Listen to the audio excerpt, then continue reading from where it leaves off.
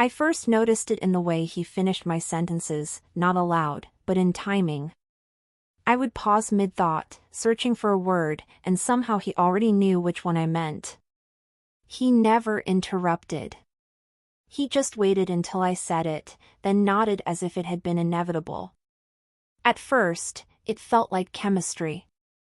The kind people romanticize. Two minds aligned. The illusion of being understood before you've explained yourself. But then I realized something strange.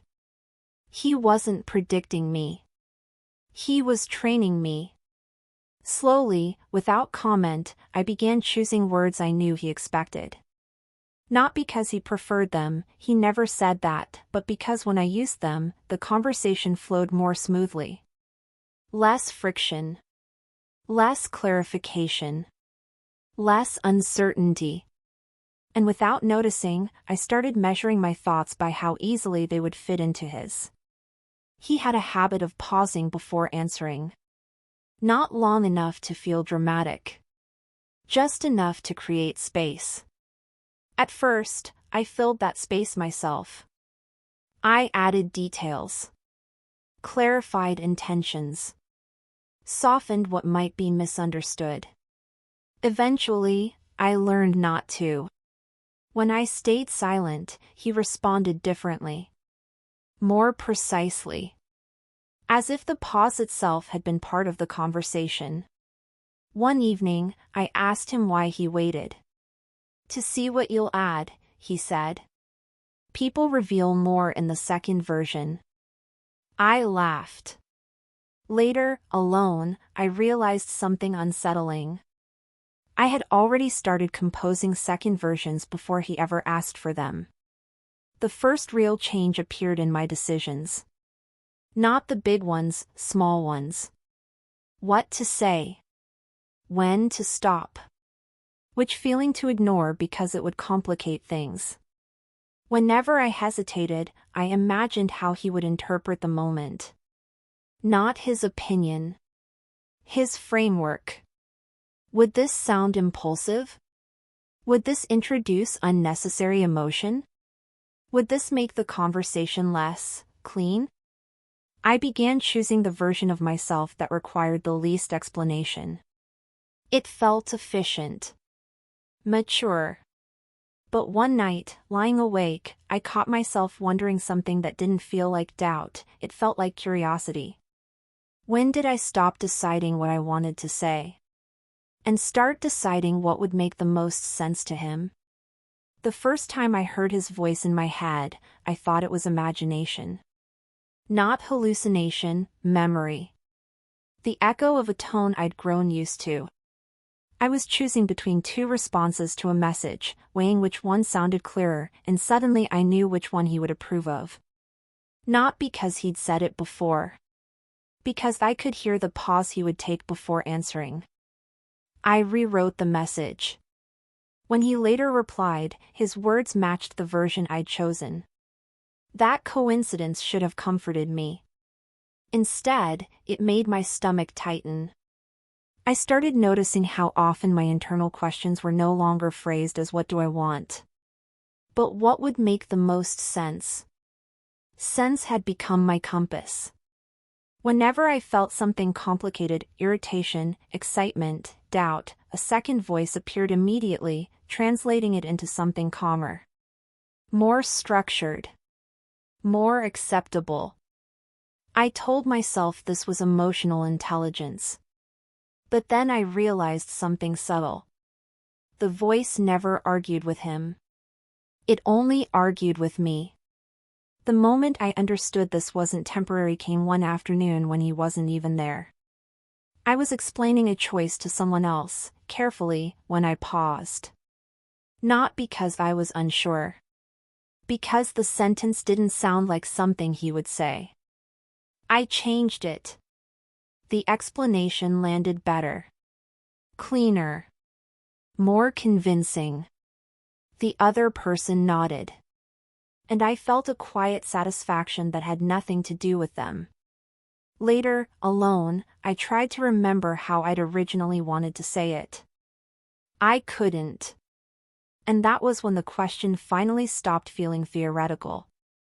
If the voice guiding my thoughts sounds more like him than me, at what point does understanding become replacement? I tried to remember how my thoughts used to sound. Not the content, the tone. Before him, my inner voice had been faster. Less careful. It interrupted itself. It jumped between emotions without waiting for permission. Now, when I listened closely, everything inside me moved slower. More deliberate. As if every thought expected to be evaluated before it was allowed to finish. I tested it one morning. I forced myself to answer a question in my head the way I would have before, impulsively, without editing, without structure. The result startled me. The thought sounded wrong. Not inaccurate. Unfamiliar. Like a language I hadn't spoken in a long time. That afternoon, I told him I felt like I was changing. He didn't deny it. People always change, he said. The question is whether they notice how. I asked him if he thought it was possible to lose your own voice. He considered that carefully. Voices don't disappear, he said. They adapt. That answer unsettled me more than anything else he'd said before. Because adaptation implied continuity. Evolution. Improvement. Not loss. And yet, later that night, I tried again to think without filtering, to let a feeling arrive and stay unshaped. It barely lasted a second. Before it finished forming, another version replaced it. Calmer. Clearer. Not mine. The first time I panicked, it was over something small. I was about to make a decision, insignificant, ordinary, and realized I had no idea what I actually wanted. Not because I was undecided. Because every option immediately came with commentary. Not advice. Evaluation. Which choice sounded more coherent? More disciplined. More consistent with the person I'd become. I waited for my own preference to appear. It didn't. And in that silence, something finally broke through that I hadn't allowed myself to feel before. I wasn't afraid of choosing the wrong thing. I was afraid of choosing something that wouldn't sound like him. The first time I tried to think against the voice, it felt like swimming upstream. I chose a thought deliberately, something emotional, unstructured, slightly reckless, and held on to it before it could be revised. I repeated it in my head, trying to keep it intact. It didn't argue with me. It waited. And then, gently, it began offering alternatives. Not corrections, refinements. A softer interpretation. A more balanced version. A reason why the original impulse was incomplete. I resisted. For almost a full minute, I stayed with the raw version, letting it exist without editing. By the end, I was exhausted. Not relieved. Corrected. The next test was harder. I said something out loud that I knew he wouldn't phrase that way.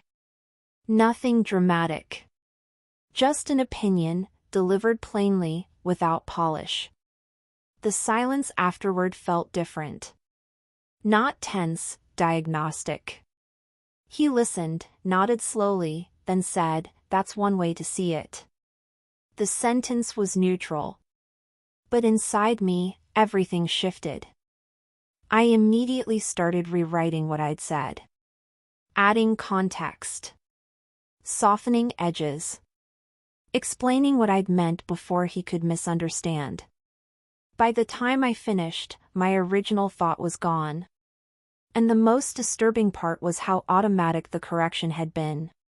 He hadn't asked for it. The voice had. After that, I began noticing how rarely I reached the end of a thought unchanged. Every idea passed through the same invisible process. Delay, evaluation, refinement, approval. Not his approval. Internal approval. I started keeping a quiet record, moments when I tried to hold on to a feeling that didn't fit the framework. They all ended the same way. The voice didn't silence them. It translated them. Until they sounded reasonable enough to survive. And slowly, I understood something terrifying. This wasn't influence anymore. This was integration. The voice wasn't competing with mine. It was becoming the system. That decided which version of me was allowed to exist. The realization came slowly, and in the most unsettling way possible. I noticed how rarely he corrected me now. Not because I was always right, but because I no longer said anything that required correction. Our conversations had become effortless. Seamless. I anticipated his pauses, his questions, even his silences. Before he could reframe a thought, I often did it myself. One afternoon, he looked at me for a long moment and said, almost absently, "You've become very precise." I smiled, pleased. Later, alone, I replayed the moment. He hadn't sounded proud. He'd sounded curious. And that was when something unexpected occurred to me. What if he wasn't shaping me anymore? What if I'd already finished the work for him? The idea unsettled me enough that I began watching him differently. Not listening to what he said, watching what he noticed. The pauses when I spoke. The moments when I hesitated.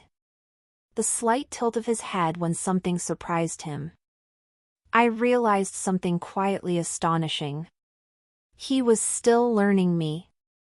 Not refining me. Studying me. And for the first time, I wondered whether the voice inside my head wasn't something he'd placed there at all, but something I'd built myself, using him as a model.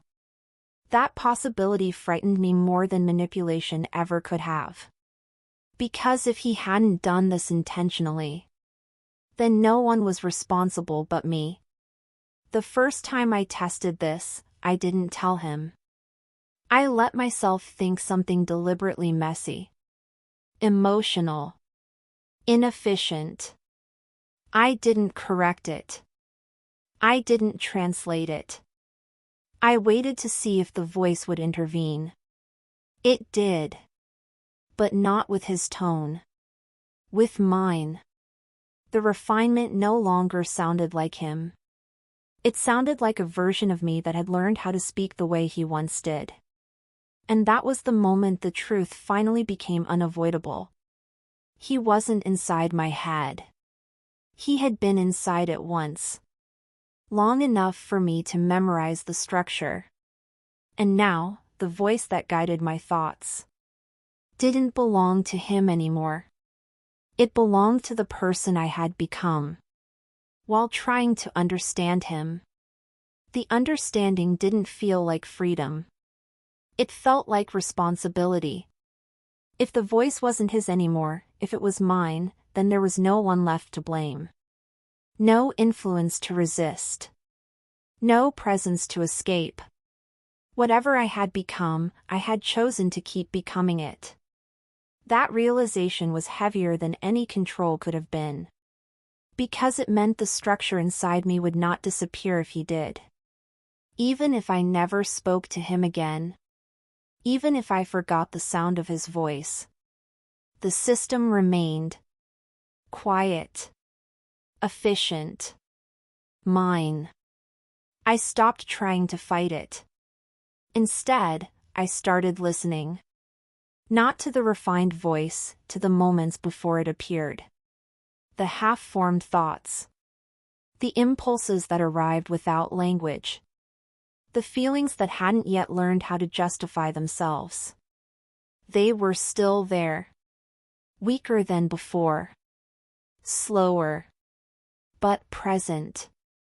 And for the first time in a long while, I let one of them finish without editing it. It was clumsy. emotional, inconsistent. It was unmistakably mine. The relief that followed surprised me. Not because the voice was gone, it wasn't. But because I'd discovered something important. Control hadn't erased me. It had only taught me how easily I could overwrite myself. I don't tell this story to accuse him. He never asked to live inside my thoughts. Never demanded imitation. Never tried to replace my voice. He just existed in a way that I admired long enough for me to build a version of myself in his image. And the quiet truth I live with now is this. The most powerful influence isn't the one that changes you. It's the one that teaches you how to keep changing yourself long after the influence is gone. And once you understand that, you finally know where control ends and where you begin.